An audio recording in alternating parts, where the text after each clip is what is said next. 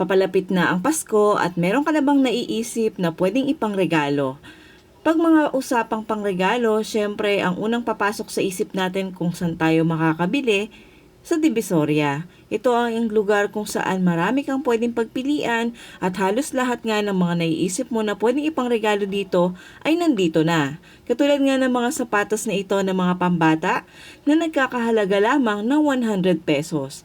Ang gaganda at talaga namang maikukumpara mo yung mga quality ng mga sapatos na ito katulad lang din ng mga binibenta sa mga supermarket or sa mga mall na pinupuntahan natin. Marami ditong binibenta na iba't ibang klaseng magagandang mga sandalyas, mga doll shoes na pwedeng isuot at pwedeng ipangregalo lalo na at nalalapit na ang Pasko. Syempre hindi lang yan, marami ding iba't ibang klase dito na mga pwede natin bilhin gamit sa bahay, mga headband at pwede mo rin itong mabili sa mas mura pang halaga kung bibili ka dito ng mga per bundle or yung mga tinatawag na wholesale. Marami din ditong binebenta sa labasan ng Divisoria na mga pang-decorate lalo na nalalapit na ang Pasko. Ito nga pala yung mga binibentang mga headband at syempre sino ba namang hindi makakaalam sa mga trending ngayon ng mga laruan, yung mga labubu na binibenta rin dito. Mura lang mabibili dito sa Divisoria sa halagang 35 pesos. Pwede ka na makabili ng mga labubu. Ito din yung mga laruan na sikat ngayon sa mga bata. 120 pesos ito. Ito pala yung gumagalaw. Meron din dito yung mga relo na mga pambata. At syempre usong-uso naman ngayon yung mga gamit o mga laruan na pwedeng ibigay o ipangregalo sa mga bata. Meron din ditong mga bags, meron din ditong mga tumbler. Bale, ito palang area na ito, dito lamang ito sa may Laia area or dito sa may labasan bago ka pumunta sa may Divisoria Mall. Bago ka nga makapunta sa may Divisoria Mall ay marami ka talaga madadaanan at talaga namang mapapako ang mata mo sa iba't ibang klaseng mga paninda dito. Halos nandito na yata lahat. Katulad ng mga paputok, may mga turotot, at meron din dito mga pang-design na 2025 sa darating na New Year. Marami din ditong binibenta na iba't ibang klaseng mga prutas. Lalo na at nalalapit na rin yung bagong taon, kaya naman parami na ng parami yung mga nagbebenta ng mga prutas dito. Syempre, mas mura ang prutas dito sa Divisoria kumpara sa mga palengke na malapit sa atin. So, dito rin kasi sila kumukuha ng mga paninda. Siyempre, may mga binibenta rin dito ng mga ampaw. Mabibili mo yung ampaw dito sa halagang 20 pesos, 6 na piraso. At ito pala yung isa sa maganda dito sa may Divisoria Mall. Meron palang binibenta dito na 1,300. Pwede ka nang makabili ng 3 pares ng sapatos. Kahit anong choice mo yan. So, mabenta nga tong store na to kaya nga naman nag-i-stock agad sila ng mga bago nila, no? Ang gaganda ng mga design at meron din dito ng mga pambata. Ang gaganda ng mga design, no? Talaga namang trending ngayon at saka talagang ito yung mga gusto ng mga kabataan ngayon. Siyempre, pati na rin ng matatanda. Iba-ibang klaseng mga shoes ito na may magagandang design. Pwede kang pumili ng 3 klaseng pares dito sa halagang 1,300 pesos lang. Ito yung mga pambata. Ang ganda-ganda talaga kaya naman nakaka-attract talaga at talaga naman kung marami ka talaga o may budget ka talaga, tiyak na mas makakamura ka pag dito ka nga bumili. Hindi rin nalalayo yung quality nila sa mga binebenta sa mga malalaking mall. Ito para sa akin masulit na sulit talaga kung gusto mong bumili ng mga maramihan at mas gusto mo na makamura or maka-discount dito ng malaki-laki. Ito yung mga lugar na pwede mong puntahan. Bukod kasi dito sa Divisoria Mall, marami pang iba't ibang klase mga mall na nagbebenta rin dito ng mas mura. Kumbaga ngayon nalalapit na yung Pasko, talagang mura na nilang binibenta lahat. Pati dito pala yung mga t-shirt na magaganda. Ang quality ng tela ay cotton. Tapos, hindi rin lalayo sa uso yung mga design katulad ng mga t-shirt na ito. Siyempre, meron din mga t-shirt na pangbata. Ito yung mga Nike na t-shirt. Ito yung mga binibenta dito. 150 pesos yan bawat isang piraso. Marami pang iba't ibang klaseng mga design yung mga t-shirt dito. Hindi ko na lang nakuhanan, talagang napako na yung mata ko sa area na to kasi nga, ang gaganda talaga ng quality ng tela, tas yung kulay niya, ang ganda. Pati yung mga design niya. Pati dito meron din mga pang basketball, may yan, 120 pesos lang, terno na. Ayun, 500 pesos na labubu na terno. Ang ganda ng quality nun ah. May mga blanket din dito na nagkakahalaga ng 120 pesos.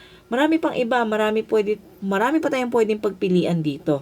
Meron din dito mga short na nagkakahalaga ng 100 pesos. Kung magtataka kayo bakit puro 100, huwag kayong magtaka kasi meron pang mas mura dyan. Hindi ko na lang talaga nakuhanan. Kasi nga, talagang napapako na yung mata ko sa isang side. Kaya ito yung mga nabibidyohan ko na lang. Tapos, ito may mga crop top na ganyang damit. Ito 50 pesos lang yan. Meron pa 150 pesos yung nasa taas. Ang ganda, 'di ba? Terno na. Pwedeng-pwede nang pang ano yan ng mga bata.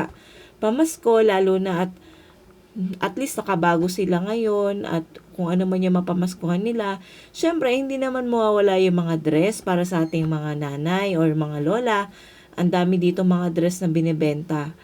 150 pesos lang din yan.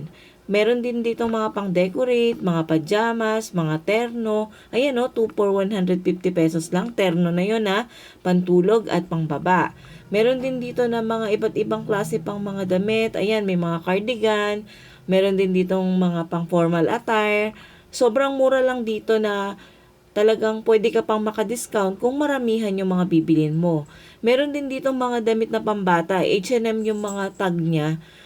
Yung quality ng tela, same lang din dun sa H&M na store. Mas mura talaga dito, 150 pesos, ganitong klaseng mga damit. Ang dami pang pwedeng pagpilian, ang dami pang pwedeng makita dito. Meron dito mga denim, ayan, 100 pesos lang. Nakabili nga ako dito ng denim na dress, sa halagang 150 pesos lang.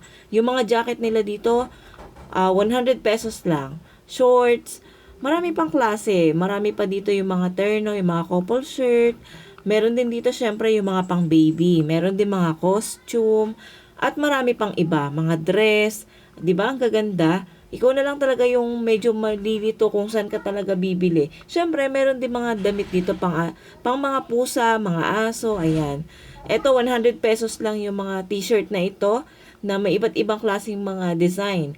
Meron dito sa may laiya banda yung mga dress na nakasabit dito sa labas. Mas mura dito, mas mura mo mabibili yung mga damit dito. Syempre, pwede mo pang tawaran. Ito pala yung nakita ko, 300 pesos tong sandals na ito. Ito yung uso ngayon pero yan, kung gusto mong makabili niyan, pwede ka nang pumunta dito. Nasa ano lang yan, Divisoria Mall. Ito din yung mga parang class A na mga sandals sa pambata. Ang gaganda niya, nasa 450 pesos naman yan, yung mga ganitong klase. Tapos, syempre, hindi rin mawawala yung mas mura. Ayan, yung mga halo-halo na. May 100, 200. Syempre, ang paborito ng mga bata, yung laruan. Mga pwedeng-pwede natin ipang regalo. Ayan, 40 pesos, 100 pesos. Meron din dito binibenta ng mga 3 for 100 na mga laruan. Kaya naman kung naghahanap ka ng mga pwede mo or nag-iisip ka ng mga pwede mong ipang regalo, kahit hindi sa Pasko, kung gusto mong makabili ng mga mura, pang negosyo, dito ka talaga makakabili sa Divisoria. Marami talagang pwedeng pagpilian dito at yun nga, katulad sinabi ko kanina, mas mabibili mo ito pag bumili ka ng maramihan or ng wholesale. Mas mabibili mo ng mas mura. Okay? So, ayan, ang dami pang mga laruan dito at sobrang daming mga bag, mga maliliit na bag. Ito, syempre, ito yung mga kadalasan nating nakukuhanan dahil nga ito yung trending ngayon. Ito yung usong-uso ngayon sa mga bata at gustong-gusto nila to. Meron din dito yung mga pasabit sa mga bag. Ito, 3 for 100. 3 for 100 yan. Ang dami ko nga nakasabay dito ng mga negosyante. Bumibili din sila ng mga ganitong keychain. Kasi ibibenta nila ito. Kaya kung nag-iisip ka na pwede mo ipang negosyo, punta ka dito, pwede mo talagang ibenta to. Pwede mong gawing pang negosyo. Sa sobrang dami nilang binibenta dito, ikaw na lang magsasawa. Ayan. Ang dami pa, may mga wallets, tumbler, mga plato, mga cover, sari-sari nga halos kompleto na yung mga binibenta dito. Syempre, bukod dyan, dito sa may Divisoria, hindi lang naman yan yung mga pwede nating mabili. Marami pa tayong pwedeng mabili dito, mga pagkain, mga prutas, mga candies, mga kagamitan sa handaan, mga Tupperware. Ayan, meron pala akong nakita dito, ang ganda na to, 60 pesos lang. isang set na yan. Mas makakamura ka pag binili mo yan ng maramihan, nagbibigay sila ng discount. Lalo-lalo na ngayon at nalalapit na yung Pasko, pati yung New Year, binibigay na nila ng mababang presyo talaga. Pati tong mga headband na ito yung kadalasang binibili ng mga nagbebenta sa mga tiyangge, dito sila bumibili kasi mura talagang nabibili dito. Kaya naman, ayan ikaw na lang talaga yung magsasawa na bumili ng mga ganito, okay? Kung marami ka naman budget, dito ka na pumunta. Kung gusto mo makatipid, ayan. Ito yung isa sa mga nagustuhan ko. Stainless ito ha. Stainless, hindi siya totoong gold, pero pwede na siyang pangregalo. Bali, ang halaga niyan, yung mga pang-adult, 150 pesos. Meron mga pambata nagkakahalaga ng 100 pesos. Pero, pag binili mo yan, ang wholesale nila 6 na piraso. Mabibili mo na lang ng 60 pesos. Ito din, mga tumbler. Sobrang dami mga tumbler dito, 150, 2 piraso. Mabibili mo yan sa ganong halaga. Meron din dito yung mga panluto, lalo na kung maghahandaan tayo ngayong New Year. Kailangan natin ng mga malalaking kawa. Ito, nandito na, pwede ka nang makabili. Ayan, mga laruan. At marami pang iba't ibang klase. Kaya naman kung talagang naghahanap ka ng mga pwede mong ipangregalo o nahihirapan ka kung saan ka nga ba makakabili na mas mura, sadyain mo na yung lugar na to at talagang hindi ka talaga mauubusan ng pilian na mga pwedeng ipangregalo. Mauubos lang talaga yung budget mo. So, ayan, ang dami pa dito mga candies, mga Toblerone, mga iba't ibang klaseng mga sweets na mabibili mo dito na murang-mura lang. Ayan. Ito pa, meron pa dito yung mga plato na ang gaganda ng mga klase ng mga plato dito. Kung ikukumpara mo siya sa mall, mas mahal talaga to kung bibilin mo sa mall. Pero dito sa Divisoria, mabibili mo to ng 120 pesos, 80 pesos, ayan. Meron din dito yung mga collectibles sa mga laruan. Ayan Kung titingnan nyo, sobrang dami. Kompleto yan. Ang dami. May mga price na bawat isang laruan, kaya naman di ka na mahirapang magtanong. Ayan, ito pa pala yung pinakagusto ko dito, mga tumpuan ng mga gulay.